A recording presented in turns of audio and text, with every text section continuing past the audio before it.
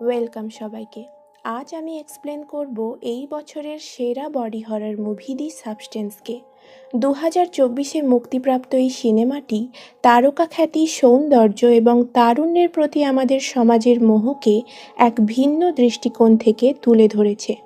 মুভির মূল চরিত্র এলিজাবেথ স্পার্কেল, এক সময়ের বিখ্যাত অভিনেত্রী যিনি বয়স বাড়ার সাথে সাথে তার ক্যারিয়ার হারাতে বসেছেন। এমন সময় তিনি একটি রহস্যময় রাসায়নিক পদার্থের সন্ধান পান, যা তাকে তার যুবতী রূপে ফিরিয়ে আনে। কিন্তু এই পদার্থ ব্যবহার করতে গিয়ে তার জীবনে আসে এক ভয়ঙ্কর মোড়, যা তাকে নিয়ে যায় গভীর বিপদের দিকে। গল্পের শুরুতে দেখানো হয় একটা ডিমের কুসুমে কিছু ইনজেক্ট করলে কুসুমের মধ্যে থেকে আরও একটা কুসুম বেরিয়ে আসে, আর এটাই গল্পের মেন প্লট। তারপর আমরা দেখি অস্কারজয়ী এলিজাবেথ স্পার্কেলকে। সে এতটাই জনপ্রিয় যে হলিউড ওয়াক অফ ফেমে তার নামের একটা স্টার বসানো হয়। কিন্তু প্রথম দিকে সেখানে প্রচুর মানুষের ভিড় জমলেও কিছু বছর পর সেখানে মানুষের আনাগোনা কমে যায়, কারণ এলিজাবেথের স্টারডাম কমতে শুরু করেছে। এখন সে পাম্প ইট আপ নামক একটা টিভি শো হোস্ট করে। আজ তার 50তম জন্মদিন। শুটিং শেষ করে ফ্রেশ হতে গেলে সে দেখে ফিমেল রেস্টরুম কোনো কারণে বন্ধ। তো সে মেল রেস্টরুমে ঢুকে পড়ে। তখনই সেদিকে শোয়ের প্রডিউসার হার্ভিকে আসতে দেখে এলিজাবেথ লুকিয়ে পড়ে। হার্ভি ফোনে কাউকে পাম্প ইট আপ শোয়ের জন্য নতুন মেয়ে খুঁজতে বলছিল, যে হবে ইয়াং এবং বিউটিফুল, কারণ বয়স্ক এলিজাবেথকে দিয়ে তার শোয়ের টিআরপি বাড়ছে না। হার্ভি চলে যাওয়ার পর এলিজাবেথ বেরিয়ে আসে এবং আয়নায় নিজেকে দেখতে থাকে। তার শরীরে বয়সের ছাপ স্পষ্ট। হার্ভির সাথে সরাসরি কথা বলতে গেলে সে তাকে ক্লিয়ারলি বলে দেয় যে দর্শকরা তাকে আর দেখতে চাইছে না। বাড়ি ফেরার পথে সে আরও একটা ঝটকা খায় যখন সে রাস্তার ধারে বিলবোর্ডে লাগানো তার ছবি ছিঁড়ে ফেলতে দেখে। এটা দেখতে গিয়ে অসাবধান হলে তার অ্যাক্সিডেন্ট হয়। হসপিটালে এলিজাবেথকে কাঁদতে দেখে একজন মেল নার্স তাকে পারফেক্ট ক্যান্ডিডেট বলে। কিছু না বুঝে ফিরে তাকিয়ে নার্সের হাতে একটা জন্মদাগ লক্ষ্য করতেই নার্স তাকে তার পরনের কোটটা দিয়ে বাড়ি যেতে বলে। হসপিটাল থেকে বেরিয়ে গাড়ির চাবি নেওয়ার জন্য পকেটে হাত ঢোকালে এলিজাবেথ কাগজে মোড়া একটা পেন ড্রাইভ দেখতে পায়, যেটার নাম ছিল দি সাবস্টেন্স। আর সেই কাগজটাতে লেখা ছিল, ইট চেঞ্জড মাই লাইফ। কিছু বুঝে ওঠার আগেই তার দেখা হয় ছোটবেলাকার বন্ধু ফ্রেডের সাথে। এত বছর পর এলিজাবেথকে সামনাসামনি দেখে ফ্রেড তার প্রশংসায় পঞ্চমুখ।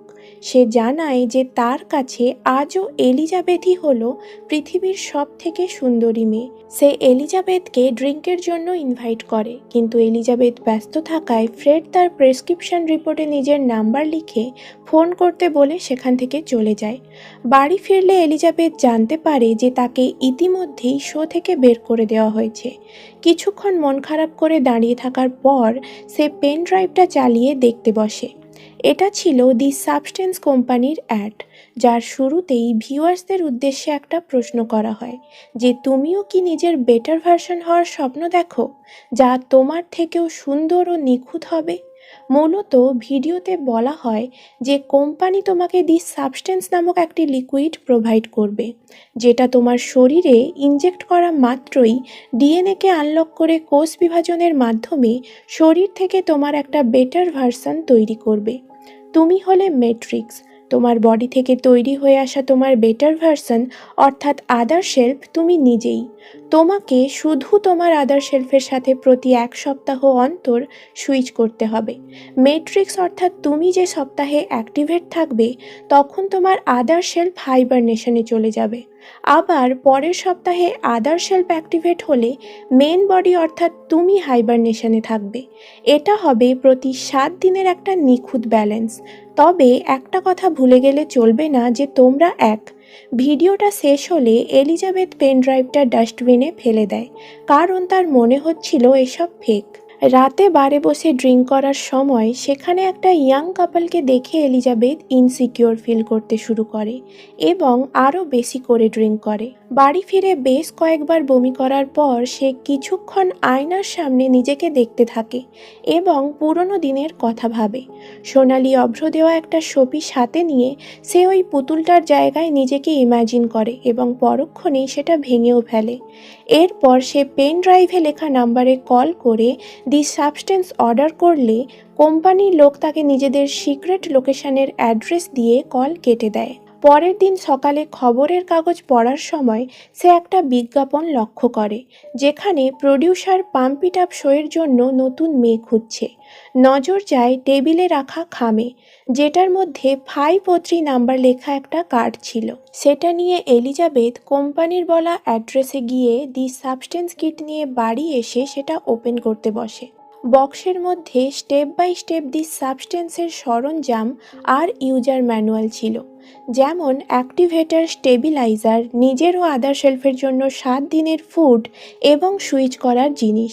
সাথেই কিছু সতর্কতা যে তুমি অ্যাক্টিভেট হবে একবার, স্টেবিলাইজ হবে প্রতিদিন আর সুইচ করবে প্রতি 7 দিন অন্তর। সাথেই ছিল দি সাবস্টেন্স কোম্পানির পক্ষ থেকে একটা ওয়ার্নিং যে মনে রেখো ইউ আর ওয়ান। সন্ধ্যায় বাথরুমে আয়নার সামনে দাঁড়িয়ে বেশ কিছুক্ষণ চিন্তাভাবনা করার পর ফাইনালি এলিজাবেথ নিজের শরীরে অ্যাক্টিভেটর ইনজেক্ট করে ফেলে। প্রথম কয়েক মিনিট কোনো পরিবর্তন না দেখা গেলে হতাশ হয়ে ঘুরে দাঁড়াতেই আচমকা প্রচণ্ড মাথা ঘোরাতে শুরু করে। নিজেকে সামলাতে না পেরে পড়ে যেতেই আমরা তার শরীরে কিছু অস্বাভাবিক পরিবর্তন লক্ষ্য করি, যেমন তার চোখের মণিটা দুভাগে ভাগ হয়ে যায়, ঠিক ডিমের কুসুমটার মতো। পিঠের মধ্যেও কিছু একটা নড়াচড়া করছে। এভাবে কিছুক্ষণ চলার পর তার পিঠ চিরে বেরিয়ে আসে এক অসম্ভব সুন্দরী অল্প বয়সী মেয়ে। এই হলো এলিজাবেথের বেটার ভার্সন, অর্থাৎ দি আদার শেলফ। আয়নায় নিজেকে দেখে সে স্তম্ভিত। প্রথম কিছুক্ষণ সে বিশ্বাসই করতে পারে না যে এটা আদপেই সত্যি, কারণ তার বয়স প্রায় 20 থেকে 25 বছর কমে গিয়েছে এবং তাকে আগের থেকে অনেক বেশি আকর্ষণীয় দেখাচ্ছে। এরপর সে সামনে পড়ে থাকা এলিজাবেথের পিঠ সেলাই করে তার শরীরে 7 দিনের ফুড ইনজেক্ট করে দেয়, কারণ নিয়ম অনুযায়ী আগামী 7 দিন পর্যন্ত এলিজাবেথের মেন বডি থাকবে হাইবারনেশনে। পরদিন সকালে ফ্রেশ হওয়ার পর আচমকাই আদার শেলফের নাক থেকে রক্ত পড়লে তার মনে পড়ে স্টেবিলাইজারের কথা। 7 দিন অ্যাক্টিভেট থাকতে গেলে তাকে প্রতিদিন নিজেকে স্টেবিলাইজ করতে হবে। মেইন বডির মেরুদণ্ড থেকে আগামী 7 দিনের ফুড বের করে নিজের শরীরে ইনজেক্ট করার পর সে সুস্থ হয়ে সোজা যায় পাম্প ইট আপ শোয়ের জন্য অডিশন দিতে এবং নিজেকে ইন্ট্রোডিউস করে শু নামে। তার নিখুঁত সৌন্দর্য ও এলিজাবেথের এত বছরের অভিজ্ঞতা তাকে এক ঝটকায় সিলেক্ট করিয়ে দেয়। হার্ভি তো তাকে দেখেই ফিদা। 1 সেকেন্ডও দেরি না করে সে তাকে হায়ার করে নেয়।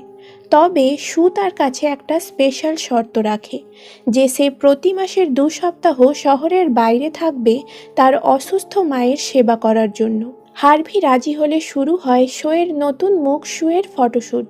শহরের বড় বড় বিলবোর্ডে লাগানো হয় তার ছবি। এইভাবে 6 দিন কাটার পর লাস্ট দিন ফুড শেষ হলে শু এলিজাবেথের সাথে সুইচ করে নেয়। প্রচণ্ড যন্ত্রণা নিয়ে জেগে উঠলে এলিজাবেথ শুকে দেখে অবাক। নিজের চোখকে সে বিশ্বাসই করতে পারছে না। খাওয়ার খেয়ে ফ্রেশ হয়ে সে প্রথমেই যায় প্রোডাকশন হাউসে, যেখানে হার্ভি তার সাথে বেশি কথা না বলে তাকে কিছু গিফটের সাথে বিদায় জানায়, যার মধ্যে ছিল একটা ফ্রেঞ্চ কুকিং বই, যেটা তার ফ্রি টাইমে কাজে লাগবে। রাগ সামলে এলিজাবেথ বাড়ি ফিরে আসে এবং আবার যায় রিফিল কিট আনতে। এরপর শুয়ে বসে টিভি দেখে কেটে যায় 7 দিন। এবার শুয়ের পালা। যথাসময়ে এলিজাবেথ সুইচ করলে জেগে ওঠে শু।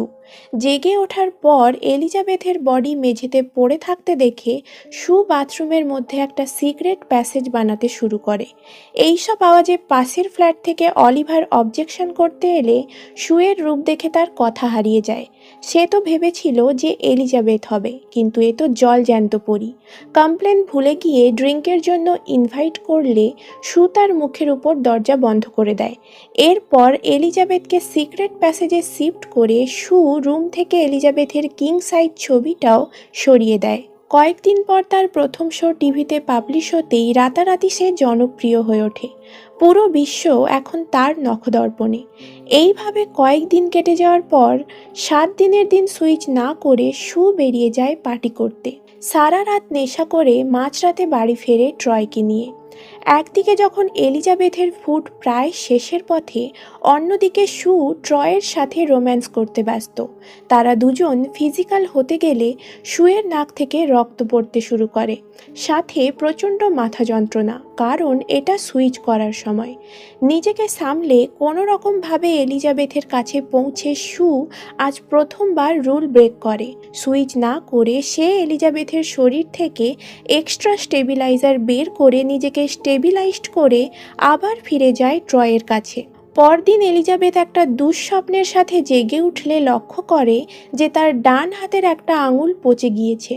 দ্রুত গিয়ে আয়নায় নিজের পিঠের ক্ষতস্থানটা দেখে সে বুঝতে পারে যে আগের রাতে শুয়ের রুল ব্রেক করায় তার এমন পরিণতি হয়েছে।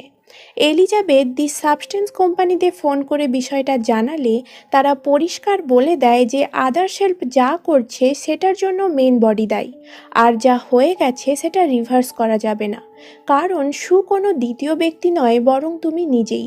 তাই নিজেকে কন্ট্রোল করে সাম্যতা বজায় রাখো বলে তারা কল কেটে দেয়।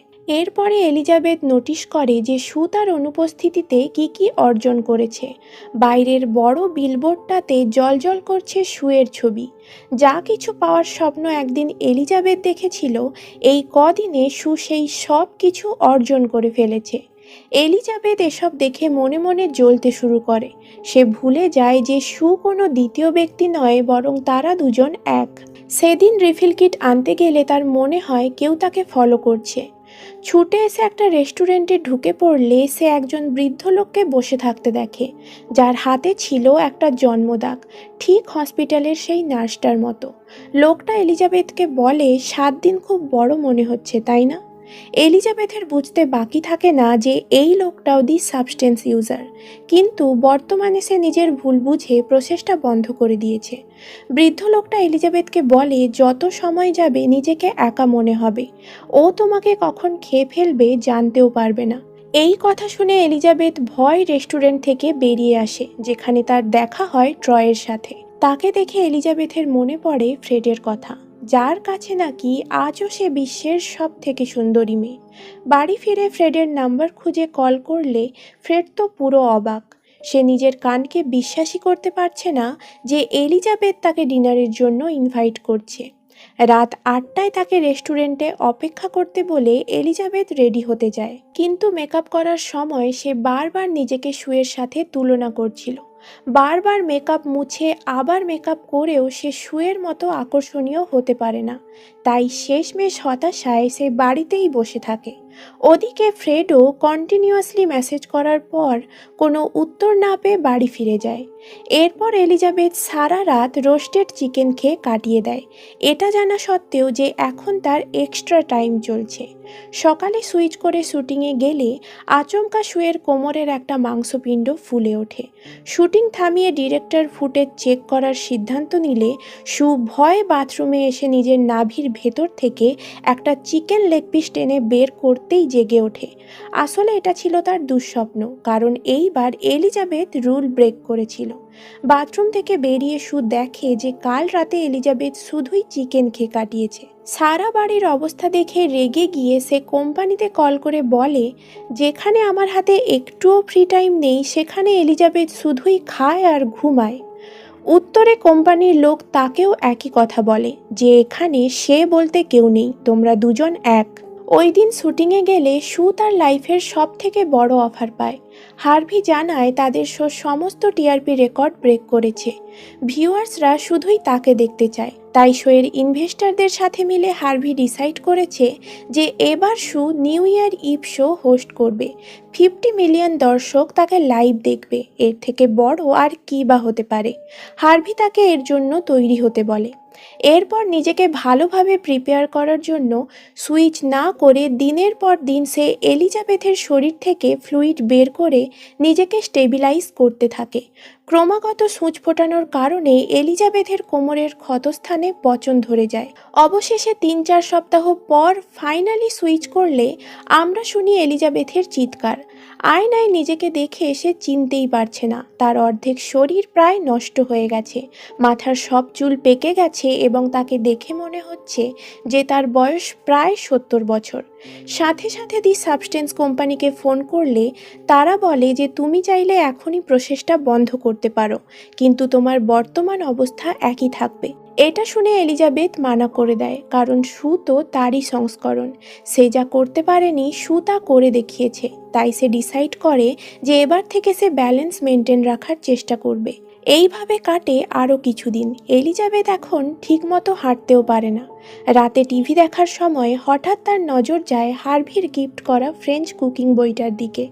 সেটা দেখে একটার পর একটা ডিশ বানানোর সময় টিভিতে শুরু হয় সুয়ের ইন্টারভিউ, যেখানে ইন্টারভিউয়ার তাকে প্রশ্ন করে, তুমি কি এলিজাবেথের ফ্যান? উত্তরে সু বলে, আমি নয়, তবে আমার মা তার ফ্যান ছিল, কারণ আমাদের জেনারেশন এক নয়। সু এলিজাবেথকে ওল্ড ফ্যাশন বললে ইন্টারভিউয়ার আরও প্রশ্ন করে যে তোমার বিউটি সিক্রেট কি? সু উত্তর দেয় যে আমার সিম্পলিসিটি। সু এলিজাবেথকে কোনো কিছুর জন্যই ক্রেডিট দেয় না, যদিও আজ সে যা কিছু তা সবটাই এলিজাবেথের কারণে। সুয়ের এইসব কথা শুনে এলিজাবেথ রাগে পাগল হয়ে পুরো বাড়ি নোংরা করে টিভি এবং দেওয়ালগুলোকে কাগজে ঢেকে দেয়। পরের দিন সুইচ করে জেগে উঠতেই সু এসব দেখে নিজেকে কন্ট্রোল করতে পারে না। সে এক চরম সিদ্ধান্ত নেয়, বড় বড় ডাব্বা নিয়ে এসে এলিজাবেথের শরীর থেকে যতটা সম্ভব স্টেবিলাইজার ফ্লুইড বের করে স্টোর করে নেয়। এরপর কেটে যায় ৩ মাস। সু একবারও এলিজাবেথের সাথে সুইচ করেনি। ফাইনালি একদিন স্টেবিলাইজার শেষ হলে সে যখন সেটা আনতে যায়, তখন এলিজাবেথের শরীর থেকে শুধুই পচা রস বের হচ্ছিল। পরদিন নিউ ইয়ার ইভ শো, তাকে যে করেই হোক নিজেকে স্টেবিলাইজ করতে হবে। আতঙ্কে কোম্পানিতে ফোন করলে তারা বলে যে এর মানে তুমি শেষ পর্যায়ে পৌঁছে গেছো, এখন এলিজাবেথের সাথে সুইচ করা ছাড়া কোনো অপশান নেই। কিন্তু সু এমনটা করতে চায় না, কারণ এই ৩ মাসে এলিজাবেথের যা হাল হয়েছে সেটা দেখার মতো না। তখনই তার নাক থেকে রক্ত পড়তে শুরু করে, প্রচণ্ড মাথাও ঘুরছে। কোনো উপায় না দেখে সে বাধ্য হয়ে এলিজাবেথের সাথে সুইচ করলে এলিজাবেথ জেগে ওঠে। এরপর আমরা যা দেখি তা ভয়ঙ্কর। এলিজাবেথ এক দানবে পরিণত হয়েছে। গর্জনের আওয়াজ শুনে সুয়ের খোঁজ নিতে আসলে ট্রয় বাথরুমে ঢোকার আগেই এলিজাবেথ দরজা লক করে দেয় এবং চিৎকার করে তাকে চলে যেতে বলে। ট্রয় ভয় পেয়ে পালিয়ে গেলে এলিজাবেথ বাইরে এসে কোম্পানিকে কল করে কাঁদতে কাঁদতে বলে যে সে সব বন্ধ করতে চায়, তারাও কিট ডেলিভার করবে জানিয়ে ফোন রেখে দেয়। এরপর এলিজাবেথ তার কিং সাইজ ছবিটা আগের জায়গায় রেখে বেরিয়ে পড়ে টার্মিনেশন কিট আনতে। বাড়ি এসে সুকে টার্মিনেট করার সময় তার মনে পড়তে থাকে এতদিনের খ্যাতি, ভক্তদের ভিড় ও ক্যামেরার ফ্ল্যাশের কথা। তাই টার্মিনেশন ফ্লুইডটা সুয়ের শরীরে বেশিরভাগ ইনজেক্ট করার পরেও ব্যানারে লাগানো নিউ ইয়ার শোয়ের কথা ভেবে থেমে যায়। তাড়াতাড়ি সুইচিং কিট নিয়ে সে সুইচ করতেই ঘটে বিপত্তি। সু এবং এলিজাবেথ দুজনেই জাগ্রত, তারা একে অপরকে দেখে অবাক। তখনই টার্মিনেশন কিটটা দেখে সু বুঝে যায় যে এলিজাবেথ তাকে মারার চেষ্টা করেছে। এই দেখে সে এলিজাবেথের উপর আক্রমণ করলে এলিজাবেথ দৌড়ে বাথরুমে ঢুকে নিজেকে লক করে নেয়। তবে সুয়ের সাথে সে পেরে ওঠে না। বাথরুমের দরজা ভেঙে ভেতরে ঢুকে সু এলিজাবেথকে এত মার মারে যে সে মারা যায়। কিছুক্ষণ পর মাথা ঠান্ডা হলে সে বুঝতে পারে যে রাগের বশে সে নিজেরই ক্ষতি করে ফেলেছে, কারণ আজ নিউ ইয়ার শো এবং তার স্টেবিলাইজার প্রয়োজন। ভয় ভয় শুটিংয়ে গেলে তাকে খুব সুন্দর করে রেডি করা হয়। তখনই তার অবস্থার অবনতি ঘটতে শুরু করে। কাস্তে কাস্তে বাথরুমে মুখ ধুতে গেলে বেসিনের উপর তার একটা দাঁত খুলে পড়ে যায়, তারপর আবার একটা। কান্নায় ভেঙে পড়তেই মনে পড়ে যায় বাড়িতে রাখা অ্যাক্টিভেটরের কথা। বাইরে বেরোতেই মুখোমুখি হয় হার্ভি সহ শোয়ের বাকি ইনভেস্টরদের সাথে। মুখ শুকনো করে দাঁড়িয়ে থাকতে দেখে হার্ভি তাকে হাসতে বললে সু দাঁত না দেখিয়ে হেসে সেখান থেকে বেরিয়ে এসে লিফটে ঢুকে বাটন প্রেস করতে গেলে তার হাতের নখগুলো উঠতে শুরু করে এবং তার কান খসে পড়ে। কোনোভাবে সবার থেকে লুকিয়ে দৌড়ে নিজের বাড়ি এসে শরীরে ইনজেক্ট করে অ্যাক্টিভেটর। অ্যাক্টিভেটর, যা থেকে তৈরি হবে তার বেটার ভার্সন। কিন্তু ইনস্ট্রাকশন অনুযায়ী অ্যাক্টিভেটর অনলি সিঙ্গেল ইউজের জন্য, যা এলিজাবেথ অলরেডি করে ফেলেছে। ফলে রেজাল্ট হয় ভয়ঙ্কর। শুয়ের পিঠ চিরে বেরিয়ে আসে মানুষরূপী এক মনস্টার, যার পিঠে ছিল এলিজাবেথের মুন্ডু, মাথায় ছিল কোমর, বুকে ছিল দাঁত এবং পুরো শরীর বিকৃত। মুভিতে তার নাম দেওয়া হয় মনস্ট্রো এলিজাসু। এত কিছুর পরেও তার পাগলামি থামে না। আয়নার সামনে এসে চামড়ার ভেতরে কানের দুল গুঁজে লিপস্টিক লাগিয়ে এক দুটো চুলকে স্ট্রেটনিং করে এলিজাবেথের কিং সাইজ ছবিটা মুখে চিপকে পৌঁছে যায় সেটে। অন্ধকারে গার্ড তাকে ঠিকমতো দেখতে না পেয়ে ভেতরে প্রবেশ করায়। এরপর তার এন্ট্রি হয় স্টেজে। দর্শকরা তাকে দেখার জন্য অধীর আগ্রহে বসে রয়েছে। হার্ভি শুকে ইঙ্গিত করে তার কলিগসদেরকে বলে যে ওই দেখো আমার সব থেকে সুন্দর ক্রিয়েশন। তখনই স্পটলাইট ফোকাস করে শুয়ের দিকে। সে অনেক কষ্টে ওপেনিং স্পিচ দিতে গেলে তার মুখ থেকে পোস্টারটা সরে যায়। সাথেই বের হয়ে আসে ফিমেল বডি পার্টস, যা দেখে সবাই হতবাক।